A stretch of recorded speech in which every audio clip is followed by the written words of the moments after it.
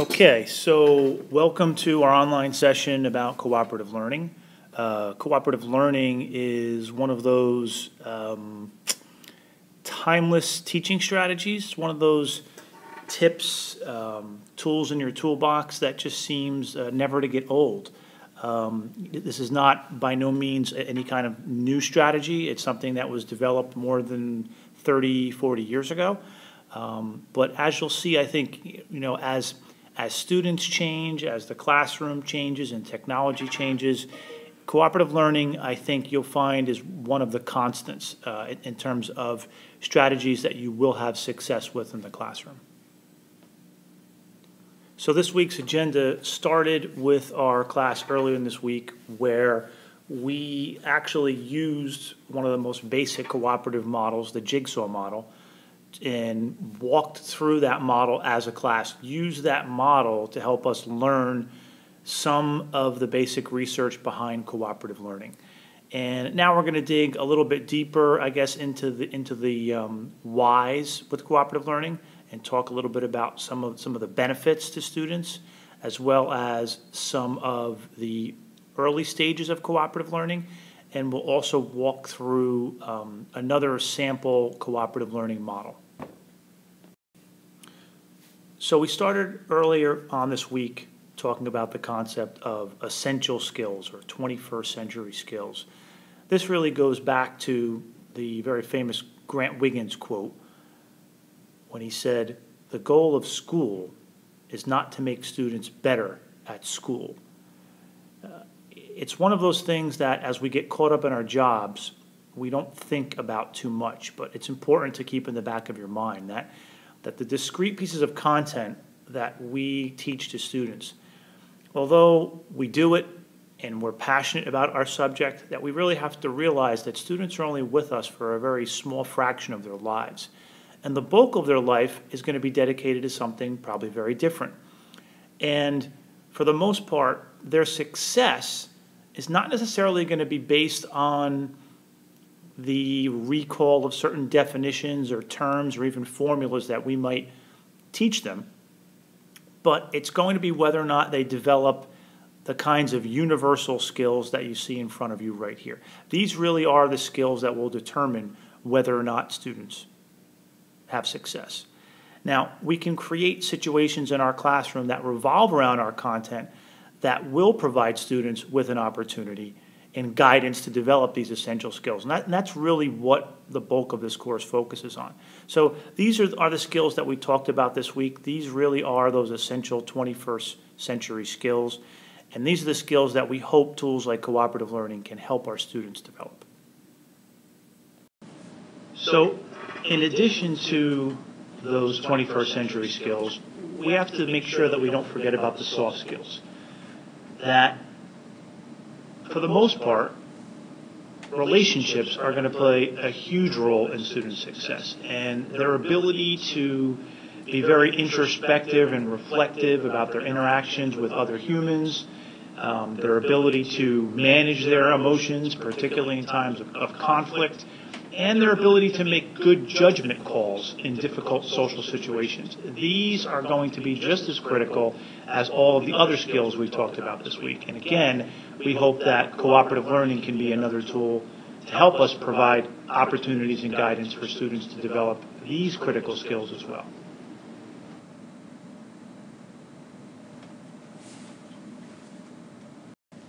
So then how do we teach students to get along?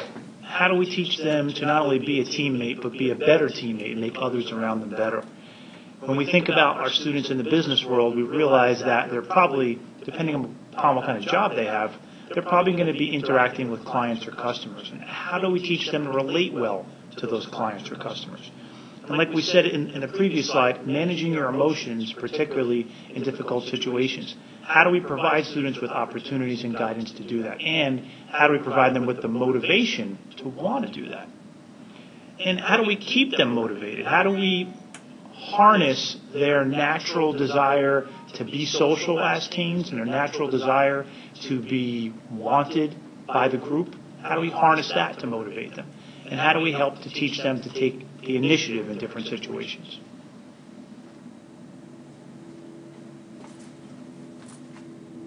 So one of the most challenging student groups that I've ever worked with in my career, actually, ironically, was my first year of teaching. I had a classic teaching load of 5 different sections, but one of the sections that I had was a small group of special education students. I think I had 7 in total, who had failed the class the year before. These were now seniors. And they decided to put all of these students into one section and give them, to me, a green first-year teacher. Brilliant educational leadership decision, but actually one that I think I benefited from throughout my career, starting in a situation like that, kind of like swinging 2 bats before you're getting ready to step up to the plate. So these students that I had were, to describe in one word, were disconnected. They really didn't see the point in school. They definitely didn't see the point in my class. They didn't want to be there. Classroom management was a very difficult situation because, in a traditional school setting like the one I was in, when students acted out in class or refused to take part, one of the things that the school would do is suspend them and allow students to stay home. I had many students say, I hope I get suspended because I don't want to be here in the first place. But even beyond that, they just really didn't see any relevance or connection between anything that was going on in school and their futures. They didn't perceive any connection between working hard in school now and success in the future, whatever it was they thought they were going to do. And for sure, they didn't think that working hard or success in school was going to lead to any kind of social gain for them. If anything, they felt it was the opposite. They felt that hard work in school actually might endanger their status with their peer group.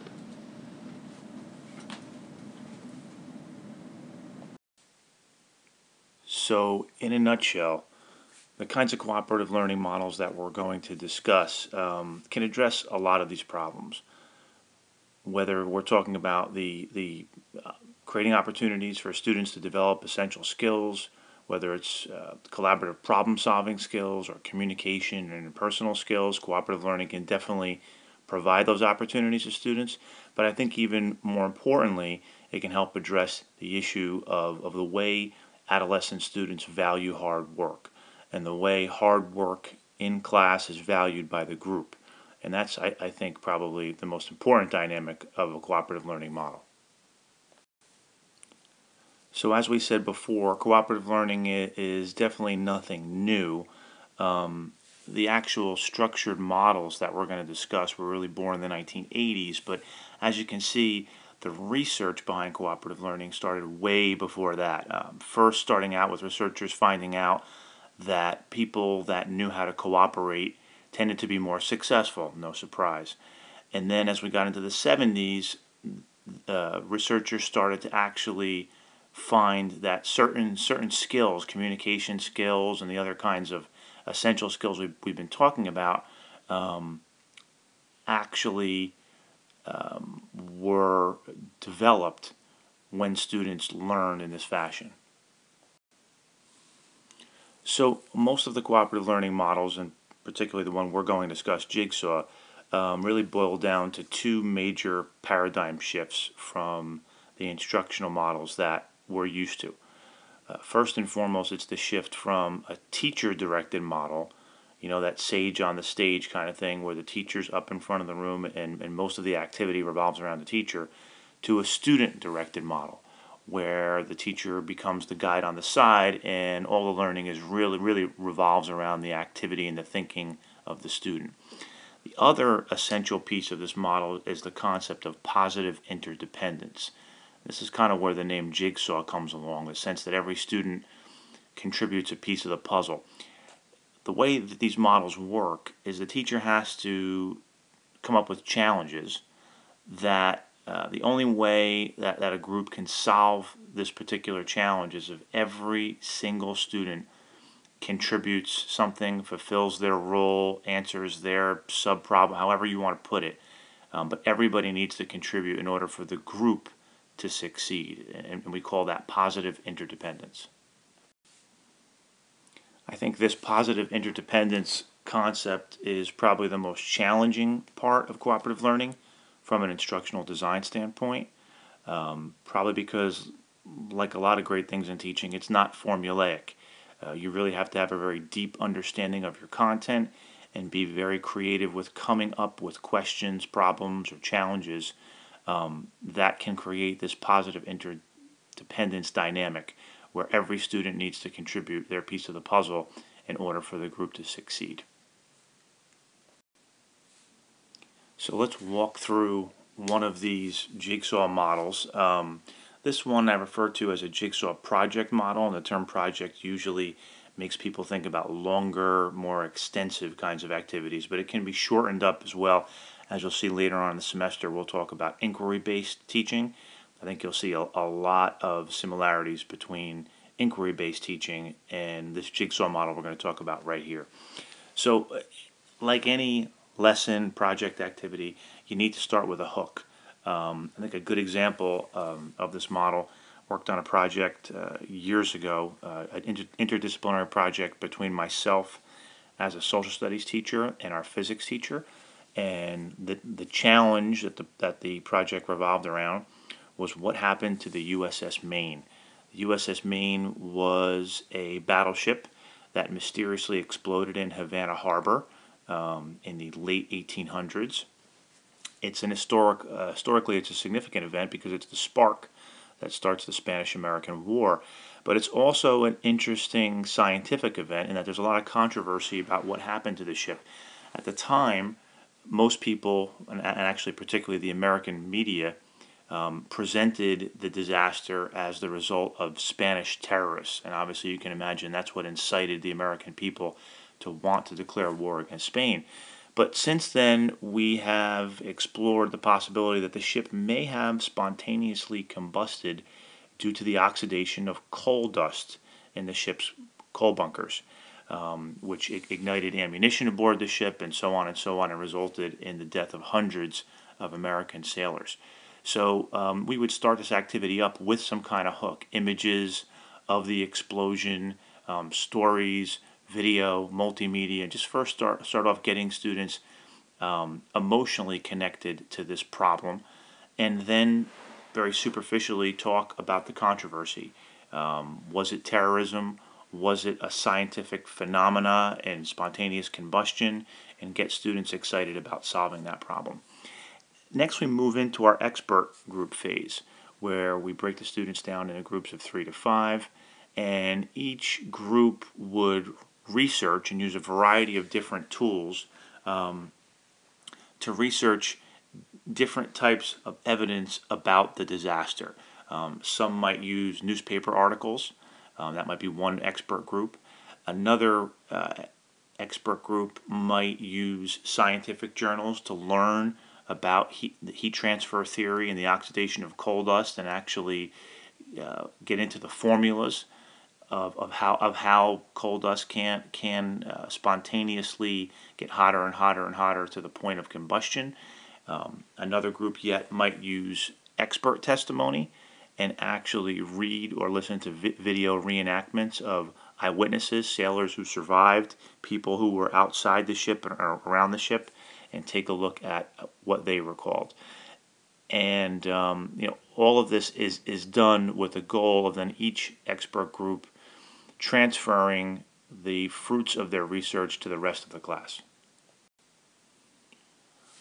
The next phase in this jigsaw model, I think one of the most challenging, is the expert group presentations, because now each group has really found some critical pieces of information that's so important to solving the problem, and they need to now transfer that to the whole class, because like with all cooperative learning models, it's critical that every student really attain individual understanding of all of the content. So I've seen teachers do this a variety of ways. Probably the most common is the kind of PowerPoint presentation to the rest of the class. Later on in the semester, we're going to talk about a discussion model called the Harkness model, which is another really great way for the expert groups to share their information. And then you're going to need some kind of cooperative assessment to make sure, after each of these expert group presentations, you need to make sure that each individual student actually paid attention and got the information that you needed them to get from each expert group. An easy way to do this is some kind of a quick selected response, multiple choice kind of quiz.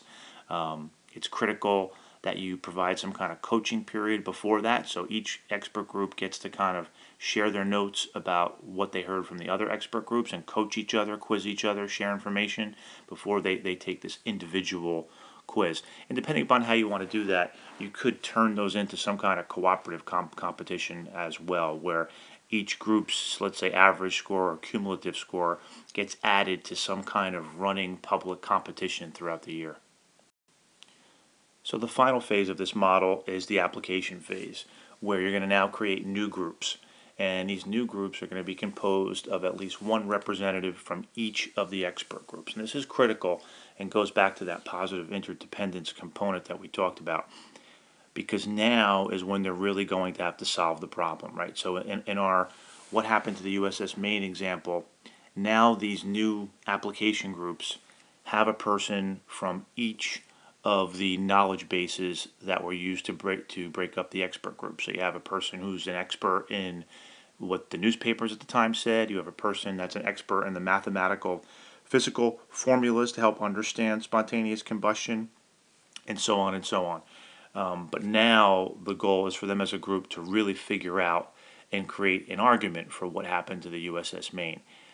In this particular example, this is when Macromedia, now bought out by Adobe years ago, first came out with the computer animation Flash, which was a very exciting tool for teachers to use because it was the first computer animation tool that you could really use in the classroom without taking extensive amounts of time to teach students how to do computer animation. So their final product was actually creating a computer animation of what happened to the USS Maine based on whatever their group's theory was, whether they felt it was Spanish terrorists detonating some kind of explosive outside the ship, or whether they felt the heat in the coal bunkers due to the oxidation of coal bust and the humidity in the Cuban air at that time caused this to happen. But this product really is what everything's all about. We've talked about the drills in the game.